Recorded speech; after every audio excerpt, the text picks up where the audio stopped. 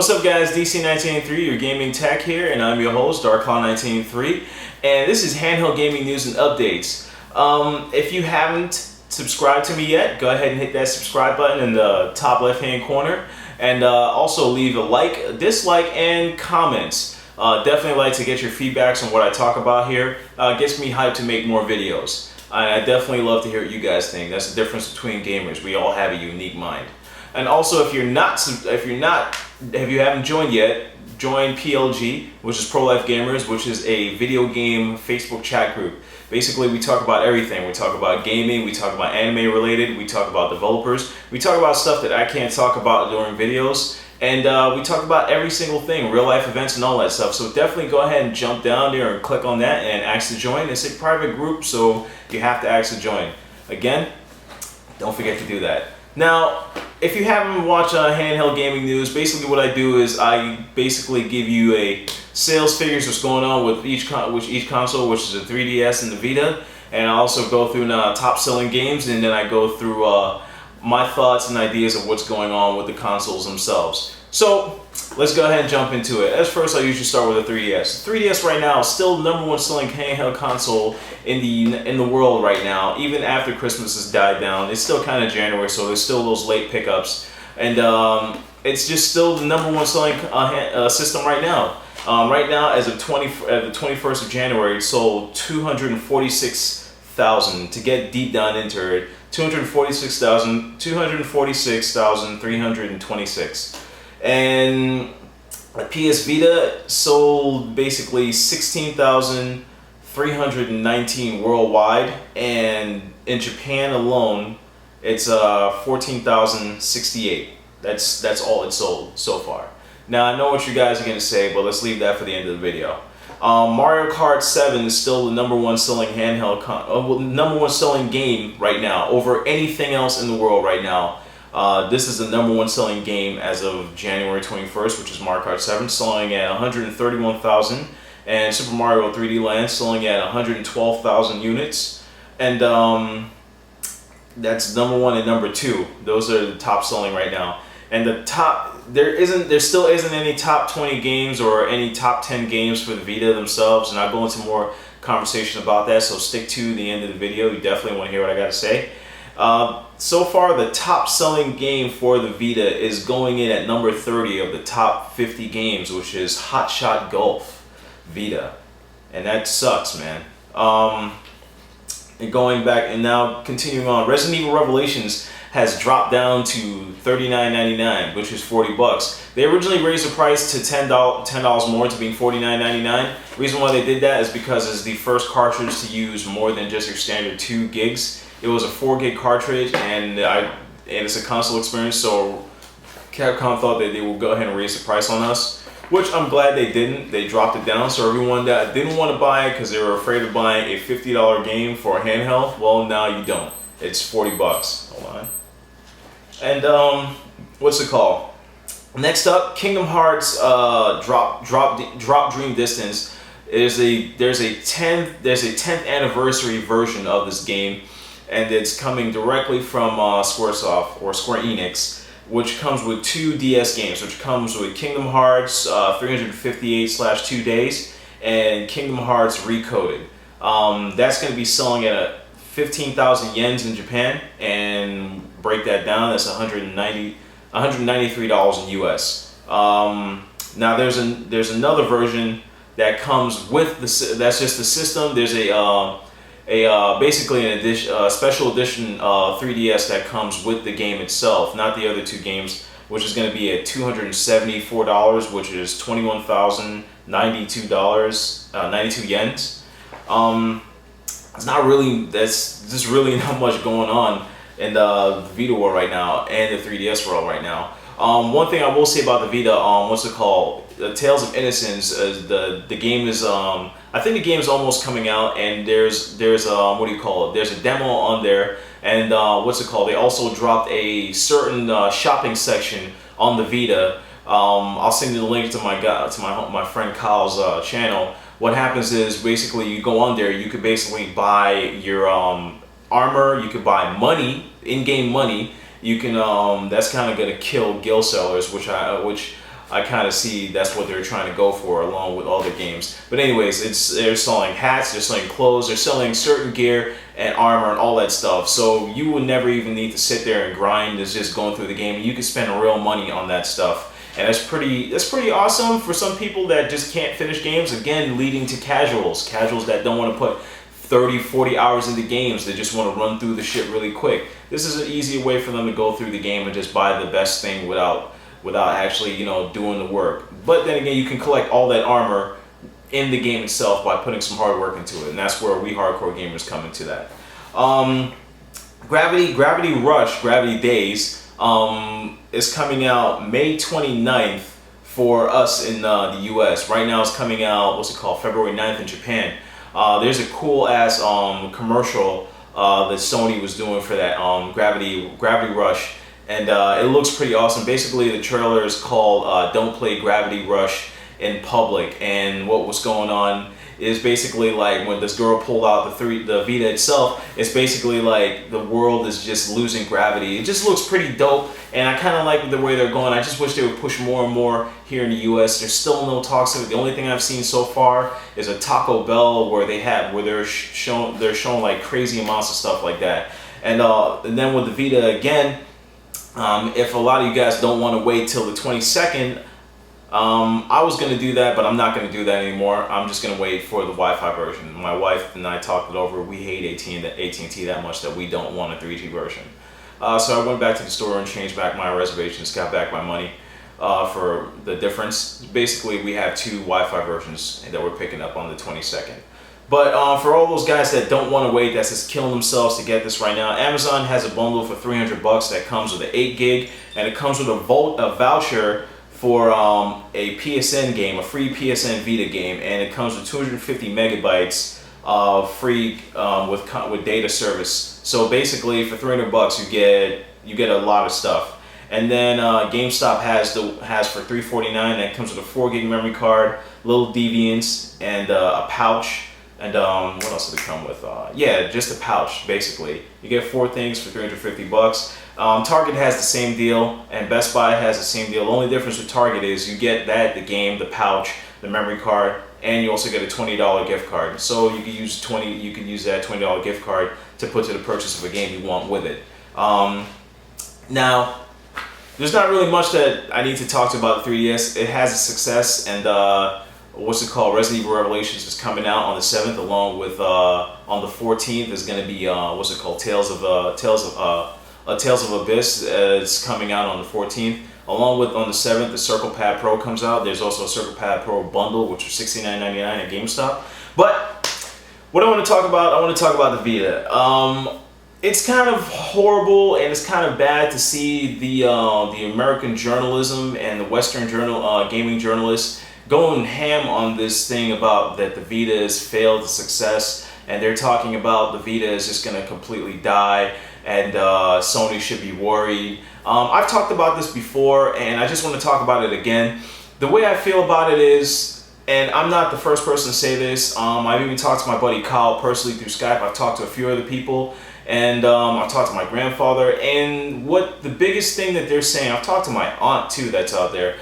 One of the biggest things is that the launch titles and the games that are out there, other than Ragnarok Odyssey that comes out next month, Lord of Arcania, and Hotshot Golf, and Tales of Innocence. That's just 4 games, and those 4 games aren't like hot sellers in Japan, except for Tales of Innocence maybe, and Ragnarok Odyssey, which Ragnarok Odyssey and Lord of Apocalypse aren't coming to the US. They're just Japanese exclusives. Until hopefully they change. I don't care. I'm still gonna buy them. And being that I can speak Japanese, Tales of Innocence and Lord of Arcania and all that stuff, being that it's full voice, I can basically understand what they're talking about. So I'm gonna get them anyways. Region free, baby. But those are the top 4 games that are selling out there, and they're not even selling that well because they're not go-getter system consoles. And again, there's still no talks of any great games dropping yet. Just a bunch of games that are remakes, and there are a few other games that are that aren't that awesome. And Gravity Rush is Gravity Days in Japan It's a great game, and it comes out on the 9th. So let's see what happens then.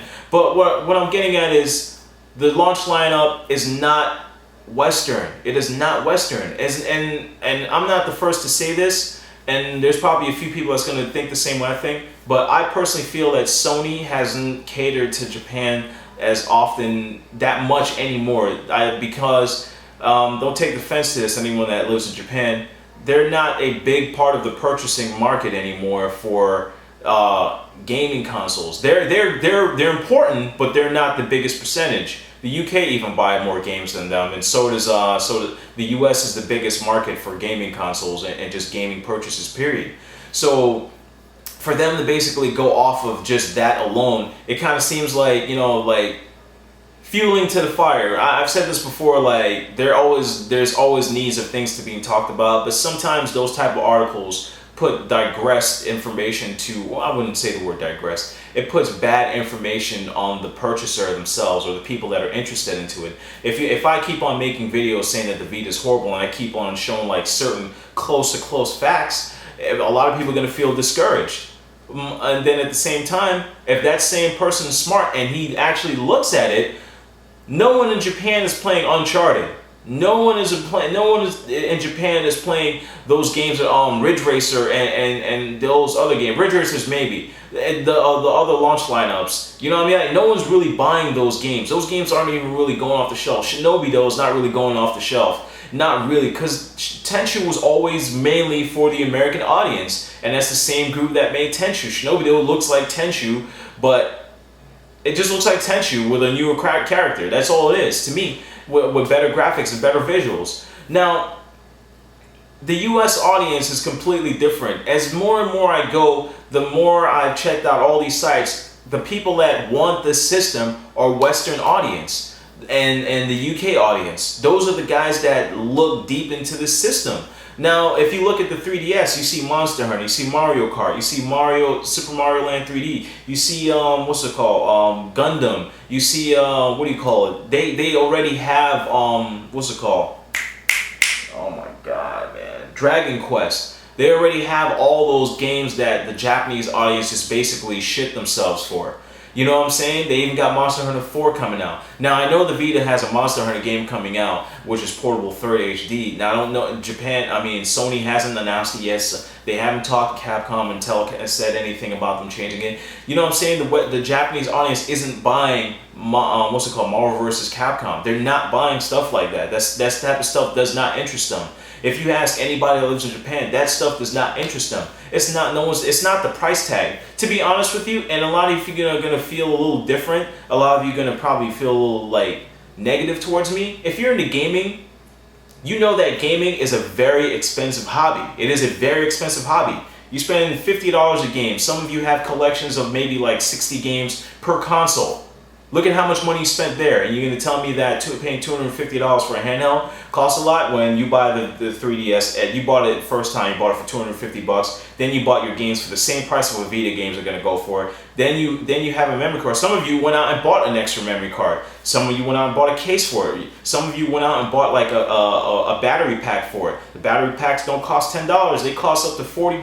So look at how much you spend in the long run. So when people start saying negative things about the Vita, it just makes me wonder, like, you know what I'm saying?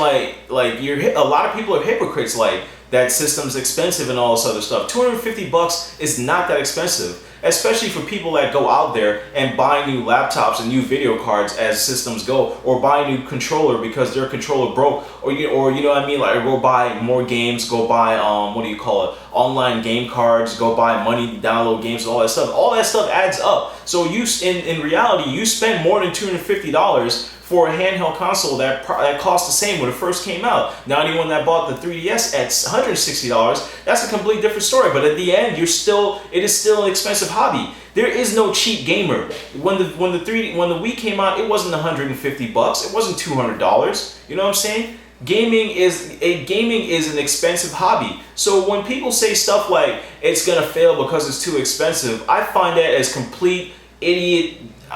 ignorance. I find it as complete ignorance. And because it's not selling in Japan, it is not catered to the Japanese audience. Look at the #1 selling game for the PSP. That's making the PSP sell like hotcakes. Look at Game Charts. Game Charts has added another 5 million PSP games, and it's because of just one game in Japan that the Japanese audience killed themselves for, which is Monster Hunter Portable 3rd. Those are games that the Japanese audience cater for. They're more of a party, live party in-house group. They're not more of like an online gaming group. That's why Monster Hunter Wii didn't sell that great. They're more of like on-the-go type of people. If anyone's ever been to Japan, they're on-the-go people. They're barely dudes that sit down and play video games, other than those guys who play Final Fantasy, World of Warcraft, that do farming for money and sell it online. If you play on MMOs, you know what I'm talking about. But I feel that when these articles are posted, they're just posting them for, how can I say this? They're posting them for media views. And because if I was to say something, if I made a video saying the 3DS is fucking hot garbage and I'll prove why, do you know how many views that would get? But if I made the PS Vita is awesome and this is why, I would get views from the people that bought them, but not views from the people that hate them or people that are gonna get upset because people know it's awesome. But negativity fuels rage. And positive stuff is just positive stuff. There's gonna be people that agree with you, but there's not as many people that will attack you for saying something negative towards it. So I personally feel that the Vita is gonna be a successful system when it drops here. And I can almost guarantee that it's not going to sell as bad as it did in Japan. And you know what I mean? I feel that it's very like hypocritical to say something about the pricing of the system when you already spend thousands upon thousands of dollars in gaming. This is just another step in evolution to what gaming consoles are. From Game Boy to Game Boy Color. From Game Boy Color to Game Boy Advance, from Advance to SP, from SP to DS, from DS to DS Lite to DS Lite to, you know, all of that goes up from PlayStation to PlayStation 1 to PlayStation 3, PlayStation 4, you know, and so on. Video card after video card, GTX 260, 460, 560, 80, 590, all that stuff. Everyone continues to improve. So this is just another stepping stone and improvement in gaming. So I don't understand the negativity that goes towards it. Now this video is going on pretty long and this is probably not going to be my last video on this. When the system launches, I'm going to be doing an unboxing and all this other stuff, and I'm going to show a demonstration, because if you look at how diverse this console is, it's not a 3DS. It's meant to challenge it, but it's not a 3DS. That's not what it is. It is Nintendo and Sony are two different companies. Anyone will tell you, yes, they have their own exclusives, but their exclusives are not the same in any particular way. Yes, there's Mario and Little Big Planet. Only the fanboys and the fanboys of each console call it a platformer to challenge. When we know for a fact Little Big Planet is nothing like Mario. It's a side scroller, but it's not Mario. It's not the same. It's, you know what I'm saying? Mod Nation Racers looks like it should be a Mario Kart challenge, but if that's the case, what happened to Crash Bandicoot? What happened to all those other challenge kind of games? You know what I'm saying? They're just games of that genre, and people like that type of stuff. You know what I'm saying? They're not the same. So stop comparing and just get what you like. Stop hating on something that you haven't tried yourself yet. And that's it for me. Stay tuned for my next video where I do a review and unboxing of this thingy. What is this? Let's see if I can get that. That is the Nikon Nintendo 3DS Power Grip. Basically, this thing gives you three times the battery power than you get with your system itself. So you get it doesn't take off the back cover or anything like that. It basically attaches to the back, and I like this personally because I don't like the Mugen. And I don't like the Nikon Power Pack where you have to take the back cover off of it. This basically just snaps onto the back of it and it gives you an extra 3 times more along with your battery. So you're supposed to get about 9 hours of gameplay, possibly 7 with all settings on. So you should be able to get a lot. And one great thing about this is, real quick before I end the video, it's just a bottom attachment. And being that a lot of people want to cover their 3DS. This covers the back of it, and it's not bulky as hell, and you can still put a front cover on. And being that Resident Evil Revelations comes out exclusively with, if you reserved it at GameStop, with the Resident Evil Revelations, what's it called, case covering, which is the same color as this, the same matte black. This would go perfect with that, and I'll basically show you guys what that looks like. And stay tuned for my next review on this, and I'll tell you how this thing works. It looks awesome. It snaps on pretty damn nice, and it gives you space again to add on a back cover. Again, this is DC193, your gaming tech head, and stay tuned for my Nintendo 3DS Power Grip battery attachment add-on. Peace out, fellas. Man, you can't hold me, son. You can't hold me, son.